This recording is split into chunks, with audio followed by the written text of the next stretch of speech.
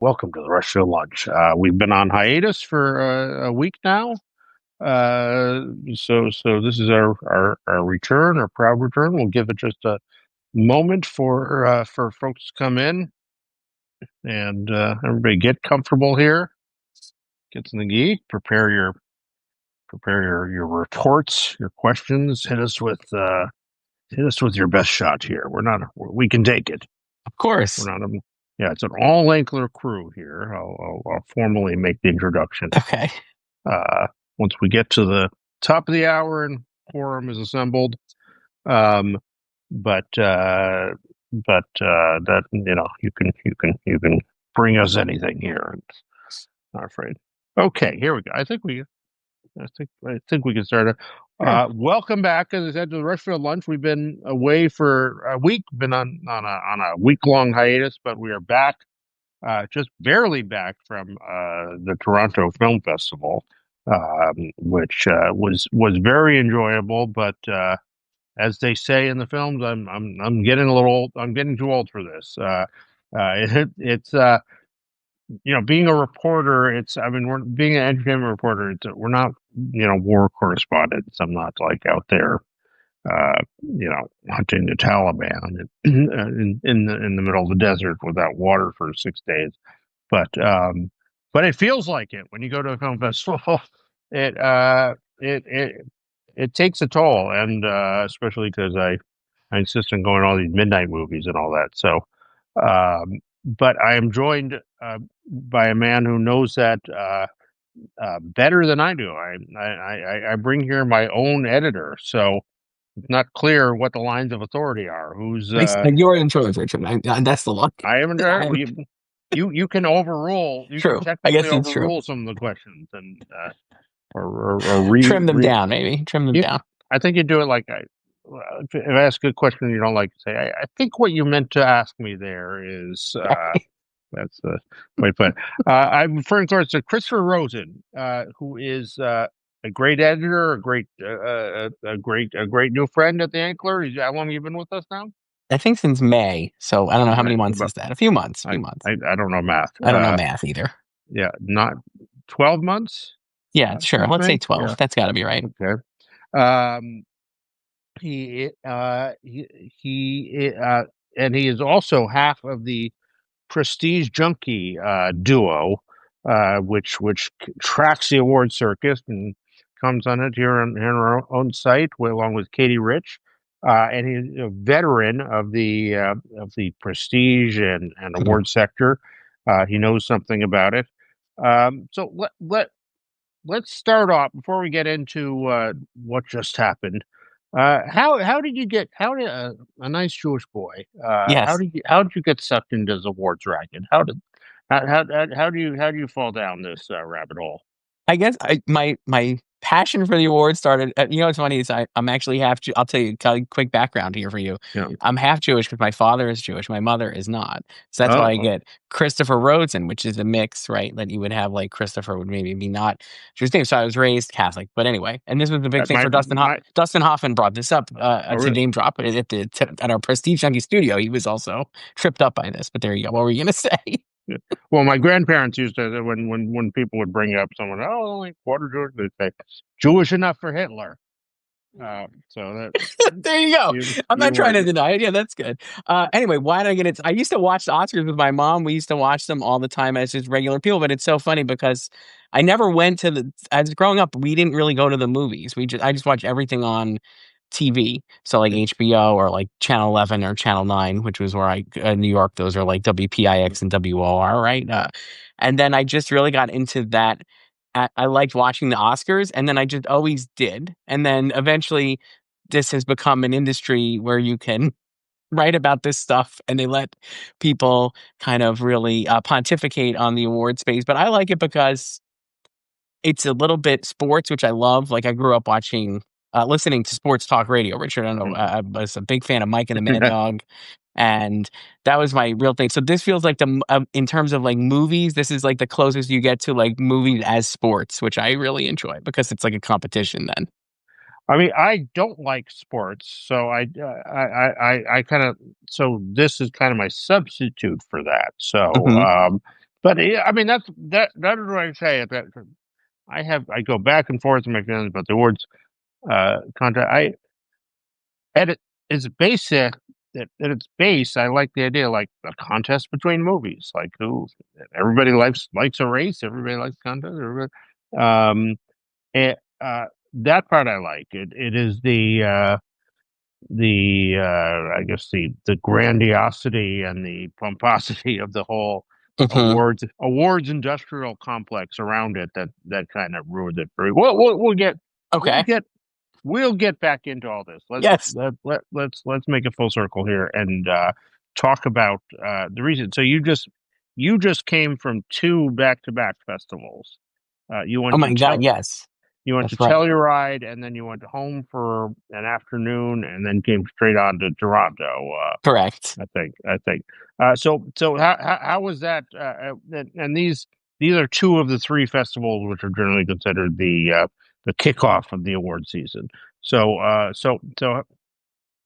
do you disagree with that? You took a breath. No, that's totally right. I totally agree with that. Yes. And Venice Um, being the third as well in that yeah. group. Does anybody go to all three? Is that can you go to all three I don't or think you can. I guess you could go to like the beginning of Venice. You kind of have to do Venice or Telluride, I guess. Tough yeah decisions, right? Such a, like you said, like fighting in yeah Afghanistan here with these choices. And then TIFF, most people go to TIFF as well because it's like the biggest one and it's a little later. But boy, it's so exhausting, Richard, again. Like and I it's so and tiring.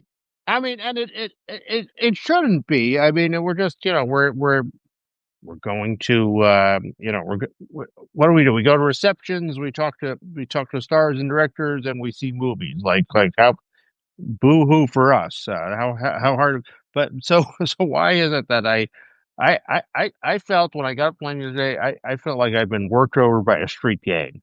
Like the Crips had abducted me and just said like you're gonna pay for what you've done, and then they dropped me back on my door. Why do we feel like that at the end of a festival? I get by the end, you get a little punchy having to watch it. I mean, it's gonna sound so silly, and I know like people are gonna be like, I've seen in comments, people be like, "Oh, what a tough life. You gotta see 4 movies a day." But like, when do you ever watch 4 movies in a day? I just think that's Yeah, like such a large, like it's a real commitment. And then again, your sleep schedule's all messed up. So it is a little tiring. And I'm of the you're mindset eating you're eating nothing, right? What are you eating? Past apps? That's it, you're basically. eating hors d'oeuvres and popcorn like that. Yes. That is what so I really felt like my body was going to turn to concrete just nutritionally. I don't know about you, but as I've gotten older, I'm not the biggest drinker, but I see people drinking, like also drinking cocktails at these. And I'm like, how do you stay awake? I can't even imagine. But such is life. I guess people could do it Yeah. better than me. Maybe a wooden leg or Well, something. But I drink so much coffee during the course of them that by day three, like coffee no longer has any impact. I no, just need it to say I'll fall off a cliff if I stop drinking it. oh, So I'm just like dehydrating myself this year there was a rumor going around that that representatives of a certain production company, I won't name it, had B12 shots that they were injecting people with. I noticed in my column, and I'm generally not in the habit of asking strangers on the street to stick a hypodermic into me with an unknown substance, but I was really trying very hard to find those people. anything to stay awake. Yeah, But I would say like the problem, one of the issues, this is going to sound silly, but like I love the festivals because it's a great way to see. I'm sure you'd agree. You get to see like all these movies, right? That people are going to talk about, and it's a great way to see a bunch of things that are going to be very important in the award space, at least in a concentrated period. But I also think that is a detriment sometimes to the movies because if you're seeing like 3 or 4 things in a day, at least for me, by the end of the day, I'm like, boy, I'm so tired. And maybe if I would have seen this in its own day, it would have been a little better. So I am always like struggling with that aspect of it. Like how much, well, I often try to, especially with those ones, I'll try to watch it a second time if I didn't like yeah. it, especially to Or be like, oh, well, maybe I was a little tired. I'll give it another shot. it's hard, and on the other hand, it's kind of the Sundance effect of that. Like everything is you're watching it with an audience that is just happy to be there and excited. It's like no one makes a bad speech at a wedding, Mhm. because everybody's, you have the best audience in the world, so it's like you kind of it, it, you kind of get 2 grade points up per thing. So Exactly. which Yeah. I mean, if they may, it might be a B or an A up to for real, but it's Mhm. hard to. Many a time I've come back from a festival talking up some movie I loved, and then comes out and everybody's like, that was the thing you were going on about." Like, I have that all the time. It happens to me often as well. So it it's on seemed both good. sides. Yeah, I don't I liked it. know. It was good at the time. Uh, so I saw, I think, 8 movies this year, and I had I don't know if this ever happened before. I didn't see anything I didn't like this year. That's I great. didn't have any clunkers in my 8. I'm Uh, so happy to hear that. I'd say you I saw I think I only saw 3 or 4 at TIFF, which makes me a lightweight in comparison, mm, but I Telluride, I saw a bunch more. So I feel like and I saw some that I didn't particularly love, I would say, but most of them I think were solid. Like, this year, I feel like, to me, is a lot of there's not a lot of so far, I haven't seen everything, but there's not a lot of great things, and there's not a lot of misfires. It seems like everything is, like, kinda like B plus, that mm. kinda thing. So the big question coming out of this, what feels like what feels like they're diving into the race head first, either the film or performances there. What really what made you really say this is you're going to be hearing from this guy? Uh, the two that spring to mind immediately just on that are Hamnet, which was the Chloe Zhao movie that premiered at Telluride and was at TIFF and had multiple people sobbing and talking about how emotional they are. And Paul Mescal is all over like, I think he's been, he took a break from filming that Sam Mendes Hmm. Beatles movie to come and support it. So I think that was one that felt like they're in it, for the long haul. And then the movie aside, Dwayne Johnson and Emily Blunt for Smashing Machine. I feel like those are the 2 to me that were like, "Oh, they're here." They were at Venice, got this big standing ovation. Dwayne Johnson was crying, right, talking about how he's never had an opportunity like this before, and then he was at Toronto. I'll tell you how I know that one. Again, I feel like I don't like bragging or name dropping that much, but I will name Yeah. drop. I'll tell you how I know that one's in it for the long haul. They had a party for Smashing Machine before the Smashing Machine premiere on whatever night it was, Monday. It must have been Monday night, right?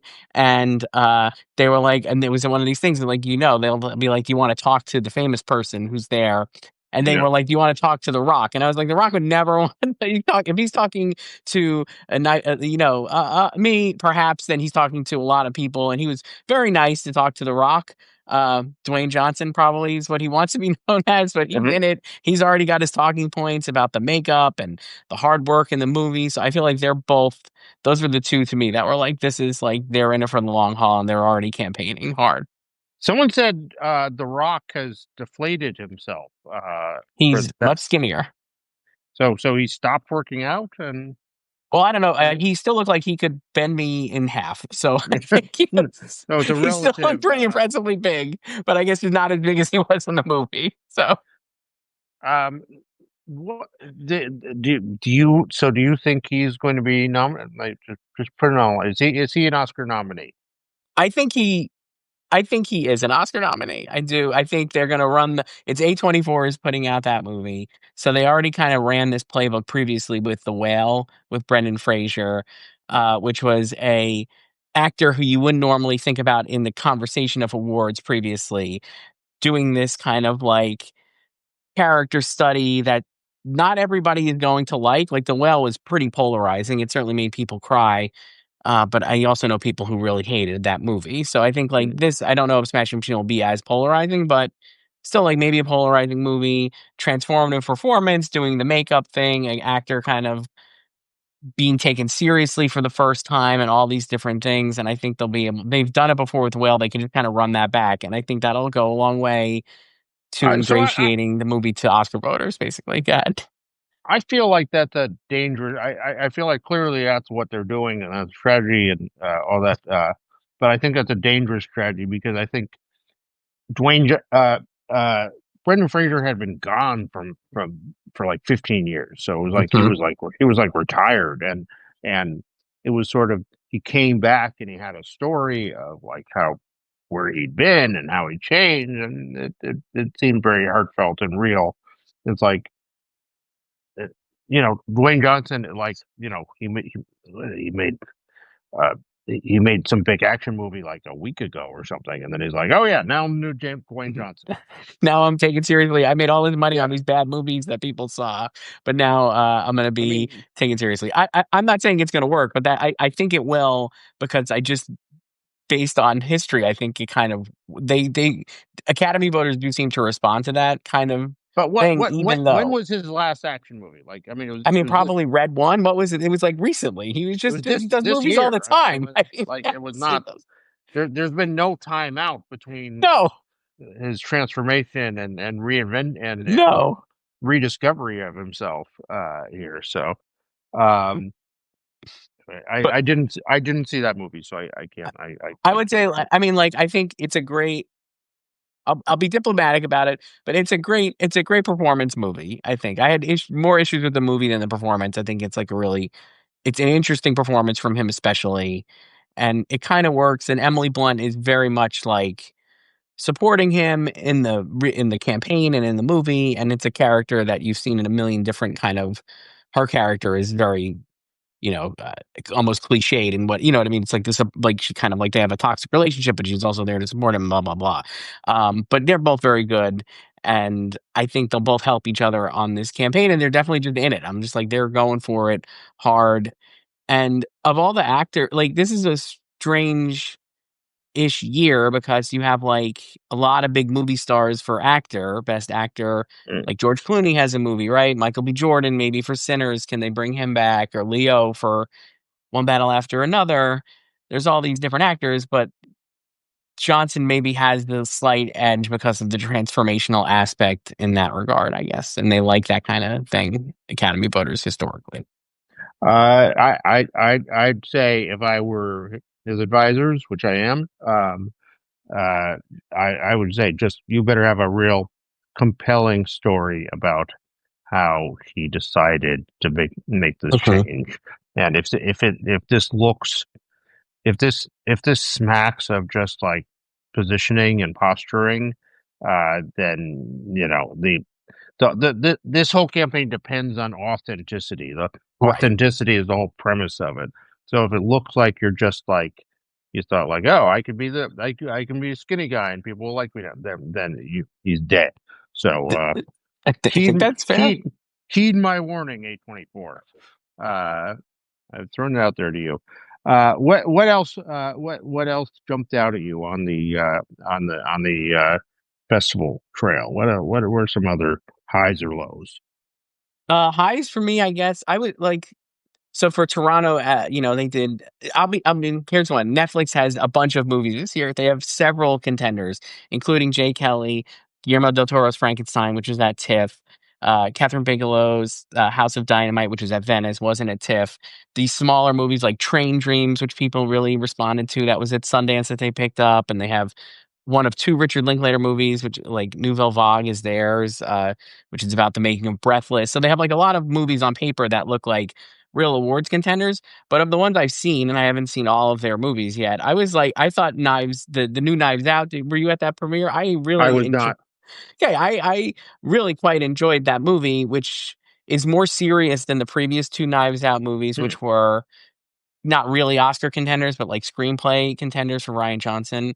Um, I thought it was really solid, and I almost thought they were like under when you talk like Netflix is always like when you talk to the reps and stuff, they're always obviously going to be very enthusiastic about all their projects, and they were enthusiastic about Wake Up Dead Man too. But I actually thought it was even more. I was more enthusiastic about it than I felt like they I was expecting based on uh, how they positioned it in their slate. So I thought that was one that I think could actually be like, especially like maybe end up popping even further than they think for them. I don't know. I really enjoyed it because it was a different vibe than the previous two. You So think it could be a nominee or? I mean, I think it. Best Picture now has 10 slots, right? Which makes it Yeah. pretty hard to fill out a ballot, I would say, because always, which you know what I mean. When you get towards the bottom of That that last one will ballot, get in there with just like 8% of the vote. and so like if people really like Knives Out, we know they're going to watch it and this and that. I also thought Josh O'Connor, who's like the lead in the movie, basically almost more than Daniel Craig, was great and probably wouldn't get in. But I'm like, man, what if he does? He's so good in it. So that one really impressed me at TIFF. And then Rental Family, which we did see together. I know you were Yeah, in the room. You were much closer. I was a little further back. And I had very nice seats for that. Thank great. you. Before that, I had an aisle seat, which Oh, I'm is so jealous. That all I theater. pray for. And Can we talk about that Princess of Wales Theater? The yeah, seats that's are very tight. so that theater is like an ancient like opera house or Oof. like music hall house or something. It's a Victorian theater, and it's the seats remain from a time when like people only ate like half a meal a day or something, and are very tiny. And so when you get stuck there in the middle, um, you're like it is like being on on Spirit Airways in the middle seat, like there. You're jammed in, and God help you if you have to get out and go to the bathroom. Like that, like the entire row has to like pour out to like let you out or something. It's so uncomfortable. It's uncomfortable to sit in and uncomfortable to make people move. But anyway, I'm so proud of you or happy for you, I guess, that you had an aisle. Thank I you, did not. thank you. Uh, When and I really when I see that I have an aisle seat difference, I fall on the floor and just like kiss the ground and like I don't think I and had an aisle once at these screenings. And yeah, no, I thought that played like pretty well, I would say. I mean, I was tearing up. I feel like, I don't know, I won't speak, I don't know if you were, but people were crying at the movie. It's very emotional. I thought that played really well. And it was the only people who didn't like it were seemingly the more, uh, I don't know, like higher brow critics, let's so say, right? let Like me put that kind of thing. so yeah, that leads us to something I want to get into, Please. and this is a good segue. I also think it was a really it was a heartwarming film, but it was elevated because it was kind of take. It was about entering another culture and explaining Mhm. that. So if it had been set in Milwaukee, it maybe would have been a little hallmarky, but it 2/3 of it is in Japanese. Right. It's so I feel like it really was elevated from that, and I think that it will get one of the 10 slots I agree. almost certainly. Uh, However, and I encounter this every year at festivals, that I come out from a heartwarming film that usually it has yeah, usually it has something to do with element of relationships with either women or children in it. Mhm. And I encounter some of our peers, the who are uh, in our same demographic, shall we say, older, uh, white and male, Mhm. and I encounter them outside, and I'm like all broken up from this heartbreak. And they're like, and I say, "What do you think?" And they're like, "Yeah, I didn't really feel it." And I just want to say, maybe you should disqualify yourself from movies that require like human connection. Like maybe you're not in the human connection realm, so like you should only just do like see movies that are like cerebral commentary on the nature of filmmaking. Like that maybe that's your thing, and people having a relationship with a girl with who doesn't have a father, and talking about filling that void. Maybe that's not something that you. What do you? Is that a fair comment I about think it is a fair our comment. I've peers? run into that also often, I think. Yeah. And the other thing that's interesting is like thinking about like a lot of the people who drive the discourse about these movies are that cerebral are coming from it from a cerebral aspect. Now, I love cerebral, right? Like, I want to be, I love thoughtful commentary and things. But at the same time, a lot of the movies that are going to be awards movies certainly are people like they'll nominate. I think Terry Press said this, so I'm not gonna. I'll rip her off. But like they nominate what they like, or they nominate with their respect. So like the cineast, like kind of like, oh, what great filmmaking. But they're gonna vote for to win what they really love and connected to. And like the movies that you connect to, like Rental Family, which is not like, I'm not gonna say it's like redefining the art form, but like it's a good time at the movies. Like I would recommend that to a regular human being, right? Yeah, Like to see in the and I think so the sentiment of it is not is earned. mhm. It's not just like a TV commercial there. No, it's not. It's a solid and it's like you said, like it's got like more on its mind than like the Hallmark movie version of that same story. So I do think you're on the right track. I don't think it's an but overstatement to say that. But a lot of times at festivals, that's one of the things. I mean, you kind of mentioned this in your column, but the interesting thing about Toronto as a festival and whether it's kind of like do you get I mean, kind of has lost a little bit of its luster in the space maybe in the last decade or so, but it is like much more of a populist or much more of a festival where like regular movie goers and yeah, cineasts are going to like kind of blend. Whereas Venice is like, the most elite of the elite. And Telluride is also kind of like that, but a little more Americanized. And then Toronto is like a great mix of maybe what the real world is like at times. my example last year, Night Bitch, I recall. I Yes. came out, film which is about a a mother's struggle, a young woman played by Amy Adams, her struggle dealing with motherhood on her with a father who wasn't very helpful and all that, and feeling isolated and cut off from the world. And it was a very real and probing drama about what it's like to be a new mother and going and all that. And I went outside. I went outside that one was the Royal Alex Theater, Oh, nice. Okay. and there were, I will not name them, but there were three fairly prominent Oscar pundits, Okay. and I was very moved and broken up by that movie. What that wasn't a tearjerker in the same way, but it was a affecting film, I thought. Hmm. Uh, and there were three prominent Oscar pundits who I went inside and just could not have been sneering at it more. Like just sort of like, why didn't you just get a hobby or something? Oh my God. We're just absolutely mean girling this the heroine of that. It just like the idea that motherhood, the struggles of being a new mother is a worthy topic for filmmaking was just like Mhm. not something that they were open to at all. Have you encountered that, or what do you? Oh yeah, of course. I mean, like the other, like one of the things is like, I always try like a lot of time, like this is something like you had in your not to keep going back to your call, but you mentioned like Kirsten Dunst for Roofman, which we could talk about. You saw that one, I know. I didn't see it, but just in general, I was like, this would be great. Like you're like, oh, she should, hopefully this is her time.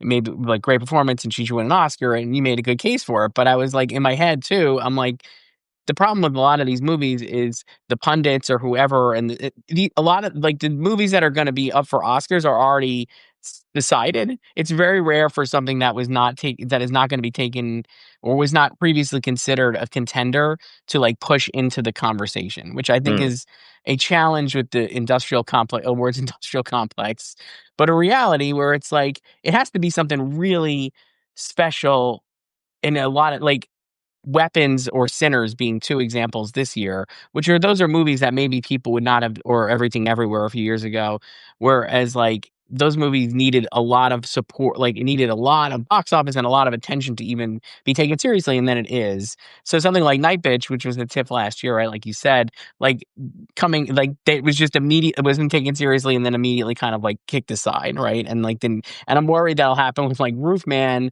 also, or maybe even I don't think Rental Family because I think it'll do really well, and Searchlight knows how to, like, campaign these movies, but I was like, Roofman, I was like, I'm wondering if that'll an issue will be that that is also just not part of the club, won't be like a culturally defining thing like Sinners or Weapons kinda has been, and then just be pushed aside even though it's deserving. Because like, a lot of times, as much as I'd like to think that it's I don't even know, does anybody think it's a meritocracy to win these awards? But, like, it's not always about, like, the movies being good or bad. Hmm. It's about, like, how they're positioned, and the movie has to be, like, fine, and then it can still Yeah, kinda make it through, which is yeah. cynical, but kinda how it is. I would say that the marketing for Roofman is aimed for the audience rather Yes. than Oscar. That is selling it more broadly than like a special a special uh, it is not. I mean, the director Derek Cianfrance is like indie royalty. He's a Like real indie director, right? Yeah, I like mean, he's he's like an like indie made man, and this is a real directed film. This is not. I was heartened by your column because I was like, oh, like this is like we need people to say this out loud because then maybe it could like it could be a self-fulfilling prophecy, basically. Like, oh, Yeah. take this seriously as an awards movie, and then maybe it will be taken seriously as an awards movie. But I do encounter that kind of stuff where you're right, like people dismiss like being a little dismissive, and especially the emotional ones is always like, oh, I can't believe this and that. But if you think back to like Oscar campaigns, like we saw it this year. I mean, the most egregious one was Honor the Man, like the was Imitation Game. That was the Harvey Weinstein one. Was Honor the Man, Honor the Film. Remember that one? Which like, Yeah. and they want you to connect with these characters. And kind of saw it with Honora. Neon did a variation of that this past year for Honora, which is like, oh, like like embrace our character. So in the end, like that emotion, like that you're talking about, like is what drives these campaigns. But it's very funny to see like some of the pundits like kind of push that emotion aside because it's not as cerebral or it's more detached or it's something that they do. You encounter this too, like people think they have to like something and then they're gonna like it, right? Like if it's like, oh, this is I'm supposed to like this movie, then I have to like it, right? You can't like So go in. yeah, so that's the thing that always astounds me. It's like as you say, it's like preordained what a lot Mhm, what will be nominated, and then any year like if you if you're doing your voter poll and you just take the pundits, you go in the like our own pundits pool, and you just take the consensus and you put that on your pool, you'll get about 95% mhm, right. There'll be a couple surprises, but the consensus is you know 18 or 19 times out of 20 is correct, mhm. and yet you have these 10,000 voters who are free to vote on whatever they want. They can all say that. That Minecraft is the best movie of the year, and like give it every single award on there if they want. They have total freedom, and yet what happened? Why do they just I say, think oh, because they're being like kind of like guided in a direction by how these movies are talked about by the campaigns and by the studios and by people like us who are saying like these are the awards movies. So then that just ends up being like what they're at least it's different. There's less movies and movie Oscars and Emmys are totally different, but at least like with the Emmys, it does feel like they are typically like I'm only going to watch 20 shows because I don't have time to watch everything. And there might be some great stuff out there, but I know that The White Lotus is supposed to be good. So I'll watch that and I'll watch The Bear and this and that. And then I'll just pick nominees from these things I've seen. And I wonder if a lot of Oscar voters are in a similar boat where they're going to be very busy and be like, oh, what are the movies I'm supposed to see? Well, these are the ones I'm getting invited to 3,000 times in the next 6 months. And so I'm going to just see these movies and then pick from these movies. Whereas they're not gonna seriously consider something like not that they would, but like Minecraft or, like whatever. You know what I mean? Like, they well, don't think about it that way because 'cause they're just being kind of pushed in the direction that the campaigns want them to be, and then they vote on those movies and performances. so that I mean, I have it. Everybody does their lists of how to fix Oscars, and because you know it will be gone You soon gotta. Yeah. if it's not fixed. And on top of most lists, and on top of mine, certainly is move it up to like immediately. Like so, here in journalism, the bet the best of the year list start running it around Halloween. Like they like Yes, they do. definitely definitely by like Christmas time, like all the lists are gone, like they're over. And then Oscar does his choices 3 months later, 3 months after, like which is 6 months after the lists have started running. It's like It makes no sense, and I've heard, like, reasons why it's like, "Oh, well, they have to see the movies and this and that," that's but if you move that the is it's nonsense. If you move the date, if the Oscars were January 1st or like whatever, That is when they like make it, give them 4 days or something. Like sure. do the nominations on January 1st and then do the awards a week later.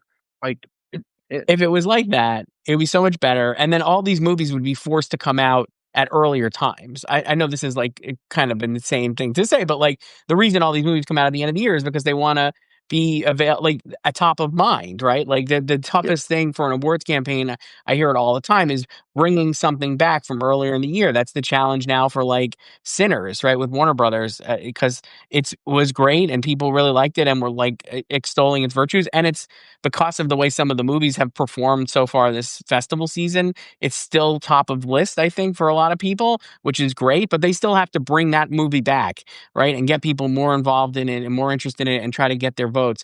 But when you have these later movies, like, now coming out in September, October, then you don't have to work as hard to like get it in front of people. But if you change the Oscar date, then all these movies would be pushed back and it would be a little yeah. more interesting. I'm fully on board with that. I think they should absolutely do that. I know that's like a crazy And frankly, it's never been like that. Even if you go back to like the 90s, it's always been in March and April. It's not like it's always been there, but I think especially now the way the world has changed in terms of like our attention spans, this stuff has to be earlier. It just has to be to it, stay relevant. if I came into your office on February 24th and said, "Hey, I have my great I just finished my best of 2025 list," you would you would call the authority. You would call mental asylum to have me take. I so here's the thing. They If their voters can't, first of all, their voters should have by the end of the year seen the vast majority of films that are in contention already. Correct. If they haven't seen them by the end of the year, then like screw you. What are you doing? What are you Hmm. doing? Like disqualify yourself from voting. Like let if you're not like involved in what's happening with film and not keeping up with it, then you really shouldn't be voting. So Hmm. just and the Academy has a hard time saying that to its members. I understand why, but still so that last week should be just like catching up on the oddballs that were Hmm. nominated that just slipped. So which should be like 3 or 4 movies, and if you can't see 3 or 4 movies, they have the damn screening site, so they don't even have to go to the theaters anymore. I would change that too, but that's never going to happen. So, uh, but I mean, like you're never gonna like that's the fundamental, like while this is in March, like the future is preordained. Like if that's the one problem that It doesn't really work, right? I mean, like, and it's just gonna be. I mean, it's hard to remember. It's hard to. It just seems completely. It makes it feel not irrelevant, obviously, but it just doesn't feel like there's any enthusiasm when the Oscars come around. And especially if you do it earlier, then you also kind of kneecap a lot of the precursors, right? Which take steam away from the Oscars yeah, in theory, because like the SAG yeah, because Awards and then the Golden now it's the Globes. 15th. You've taken all the suspense out of it, and we've been talking Mhm. about this forever. And Like, by the way, again, those are things that kind of the Golden Globes certainly existed when I was younger, and I remember watching them, but, like, it used to just be like, "We're gonna watch" and again, the Oscars were in March, so, like, I'm not saying, like, it's not like they just moved it back, but, like, it used to be like, "We're gonna watch the Oscars," and it was really the only time you saw these people, like, running around. Now you see them in January, you're gonna see, like, whoever's George Clooney, or if it's, like, whoever, I don't know, Timothy whatever it is, you're gonna see all these people, at every show. Like uh, 4 straight weeks, it's gonna lose its novelty by the time you get to the Oscars. it's I mean it, you're just, and it's also you're honoring by and large these days movies that nobody has seen or heard of. I mean, the occasional Mhm, Wicked will sneak in, but you're talking about a Nora, which nobody heard of in the first place, 3 months after its release. Like think what you would have done for a Nora if this had if this had happened while it was still in mhm. theaters, while it was still in its initial wave. So take that, Oscar. We got it. We got them. We got them How right there, many Richard. shows do you go to? How many of the events do you find yourself? Not any of this. I've been to the Oscars one time. I don't really Oh, go to the shows, but I go to a lot. They have a lot of events that we get invited to all the yeah, time, right? Where they're campaigning and telling you what to do, like why this is great, and everybody talks about their movies. But the one time I went to the Oscars, I think it was The Shape of Water won. So that was mm, 2018, I think, and that was yeah. a great time. Wow, I'm sure I'm sure you've been, Richard. I feel like you had to have gone to the Oscars. 12 times, but Wow. So pretty great. Old hat for you. But I thought it was interesting to see from a in-person perspective because it was so much everything was so much faster than when you're watching it at home. The commercial breaks in the room yeah. feel very quick, but at home it's interminable. That was my big takeaway. So my experience when I go to the Oscars is, the reporters Yes. you're seated at the Dolby, literally like against the ceiling. Yes. You're hanging The from the rafters. They just put the reporters up all of them. Yeah, Yes. I mean it is the highest, the last row on the left.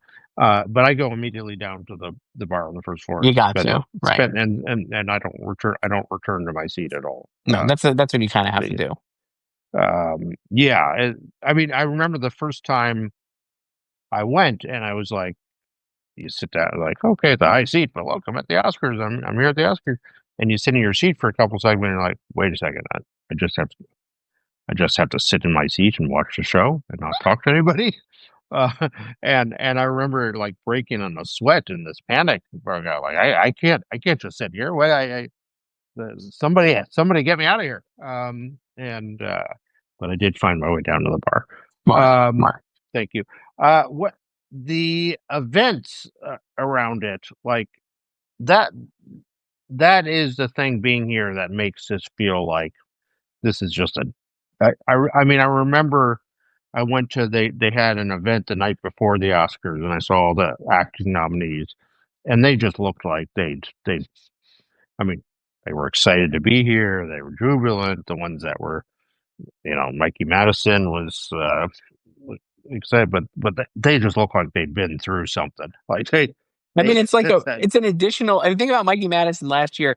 Honora premiered at Cannes, so that was in May. So she had that in May, big story thing, and then it was rolled out. So she had maybe June and July to like maybe chill out or do something. By August, she was at Telluride, Toronto. She went to all these festivals and then never stopped.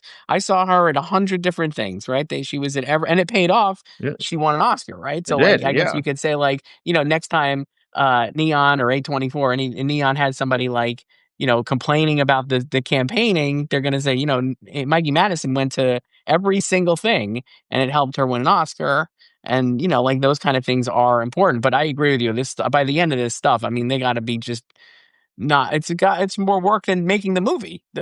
It's just like yeah, when you're talking to anyone, I mean, and not even the directors or anyone, Oh, like they can't even, like, at the end there, they can't even hear what you're saying because they've had so many inane conversations with stupid journalists asking them the same dumb questions over and over. uh, It's and they've got just like having to do that for the 5,000th time. Like it's just like, yeah, I mean, it's a unique form of media torture that it really is. There's nothing else like it, really. I don't think, I because there's no press tours like that, really, and nothing. And even in other like fields, I don't think there's anything yeah. applicable to this. I mean, a presidential campaign is really the only thing I would compare it Maybe, with. truly, But like that's it. what of just being it. But that's a different. There you get to do public events, and you get to. But this is really just like Q&A. Just like not saying anything. And anyway, I spoke at Toronto. I spoke to my good friend Sydney Sweeney, Yeah, great who photo she took of you. yeah, no, she insisted that we take a picture together, and I don't do that really, but I complied for Nice.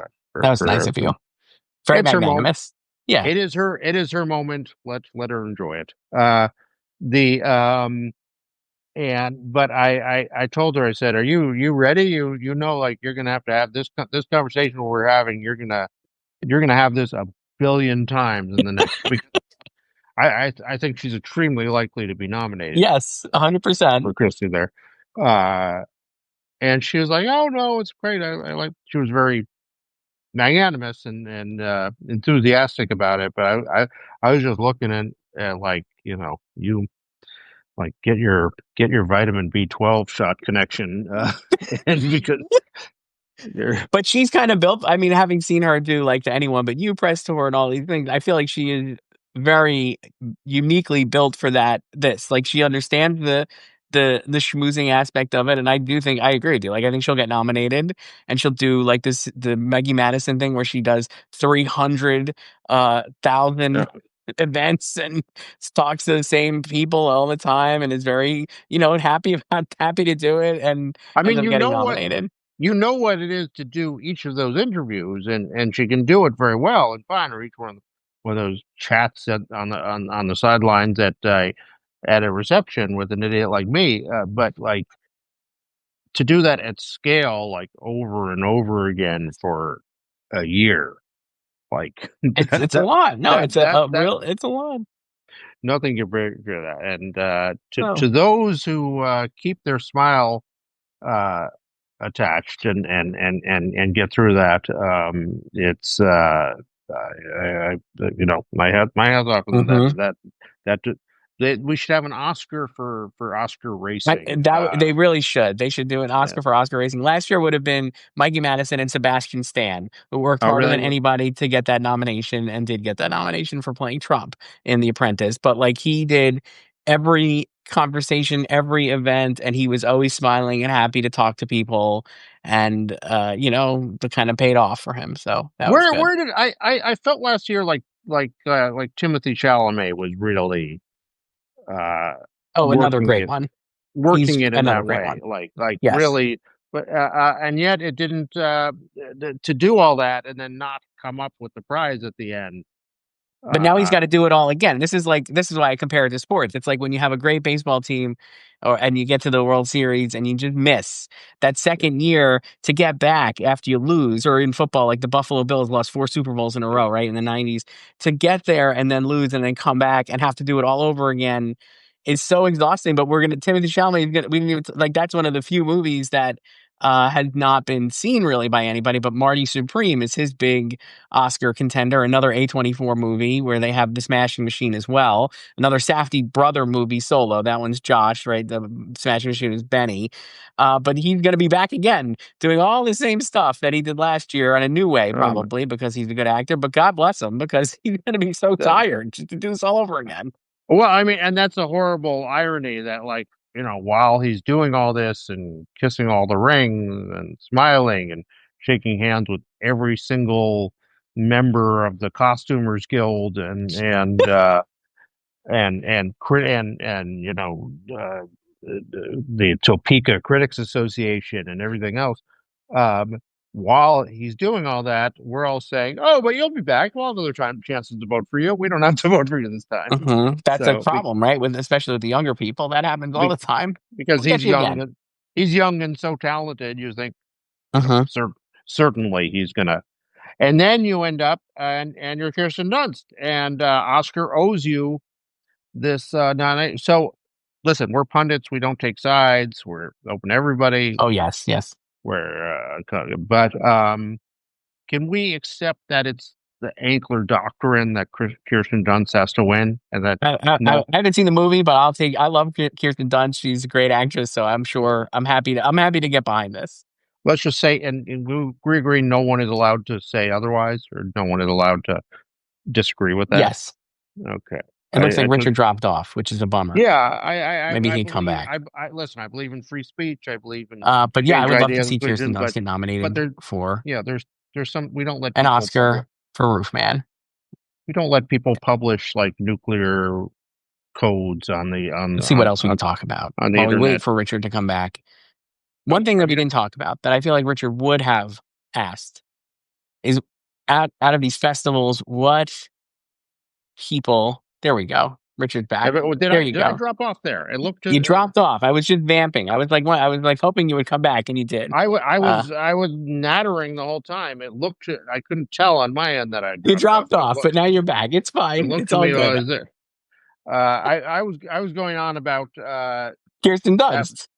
Well, that we should at the Ankler decree that while we support free exchange of ideas and free expression here, and everybody's Yes. entitled to their own opinion, it's not okay to say that she shouldn't win. Okay, I'm fine. That I'm fine with that. yeah, Talk to that Katie, see if she thinks that too. I'll talk free to her. speech has to have limits. Like you can't publish nuclear That's a codes. thing now, right? I think that's a thing. That's the new doctrine, Yeah, right? Free speech with an asterisk against on that. and the limit is you're not allowed to criticize. You're not allowed to say Kirsten Dunst Yes, shouldn't get this Oscar. So, oh, good. I'm glad it's our official.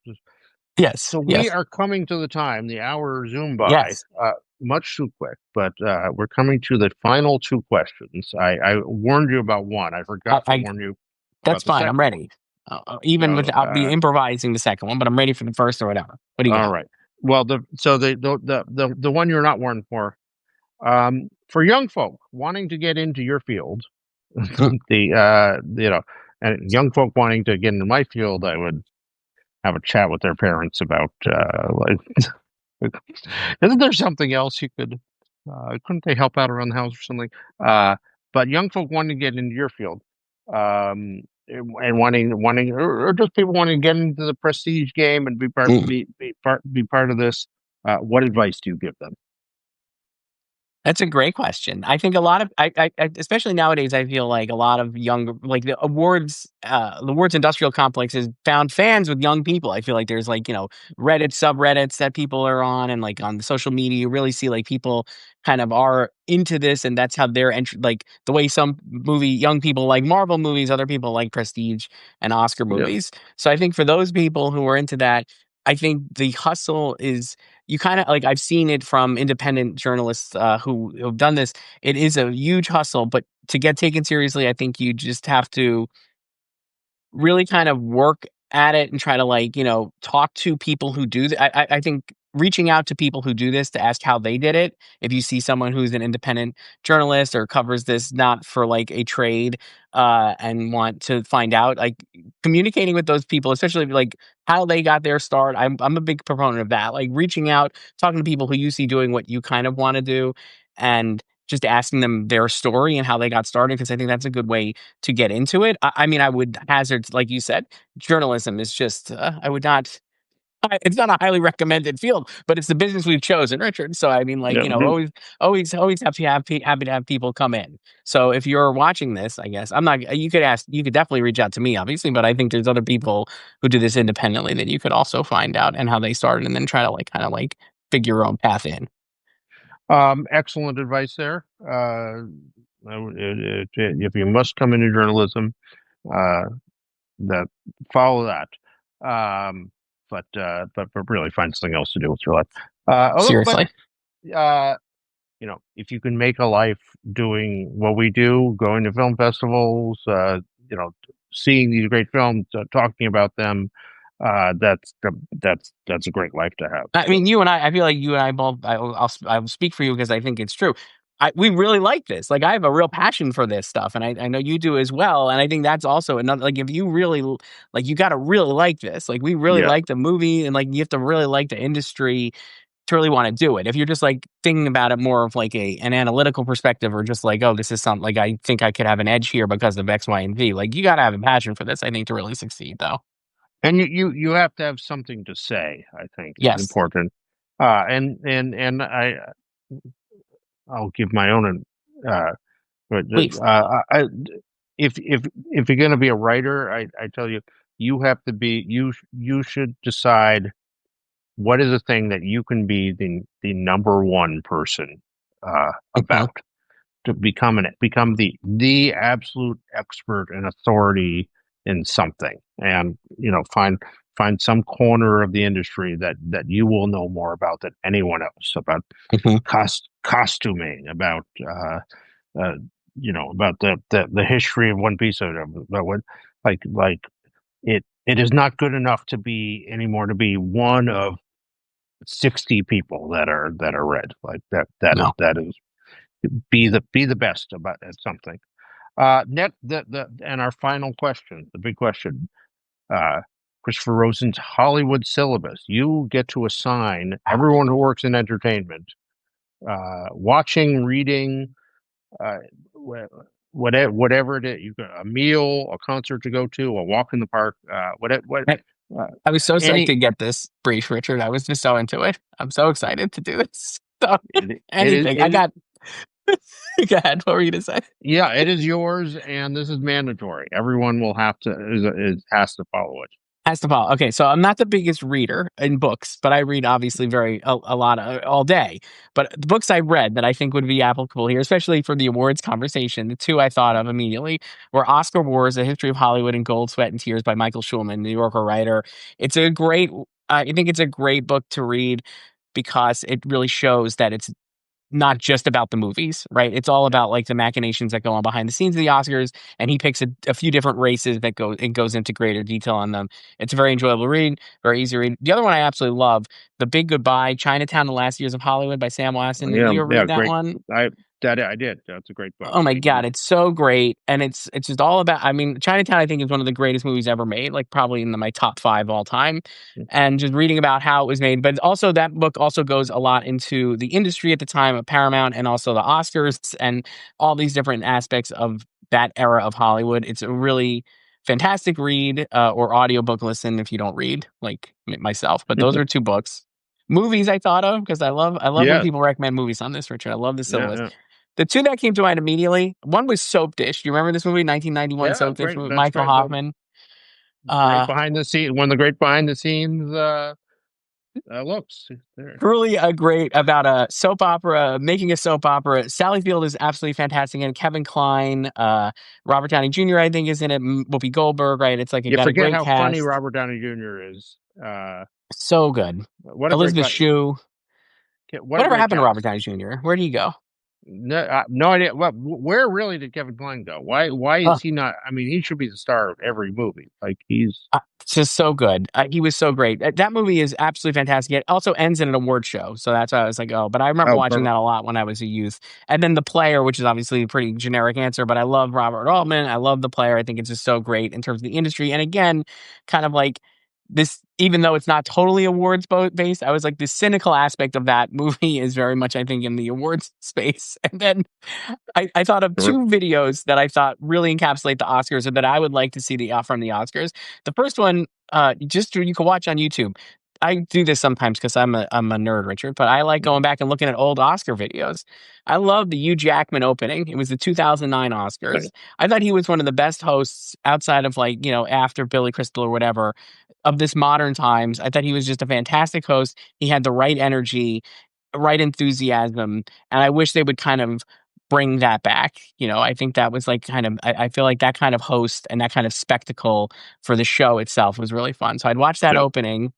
And the other 2, I guess this is 2 kind of together. I guess this was a really Sally Field heavy thing. Sally Field's Best Actress speech for Places in the Heart, which is where we get "You like me, you really like me," which is actually not what she said because I think she said "right now, you like me right now, you like me," but it was bolderdized into "you really like me." And Shirley MacLaine winning for Terms of Endearment, and she says, "I deserve this." I liked the '80s because in the Oscars because people were totally nowadays, like you're saying, it's a lot of acting. You don't, you really want it, but you don't want to say you want it because you get killed for it.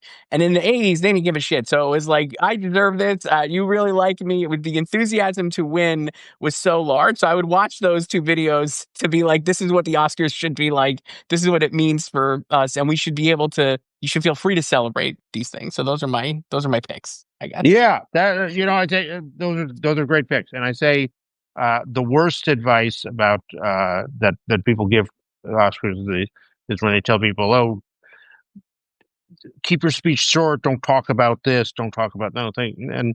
And actors should just feel like they should whatever's on their mind. If some crazy cause, they saw a UFO last night, whatever it is, the person and their family who means that they should that should be the moment to just let it all out, and that Mhm. and we should encourage that most of all.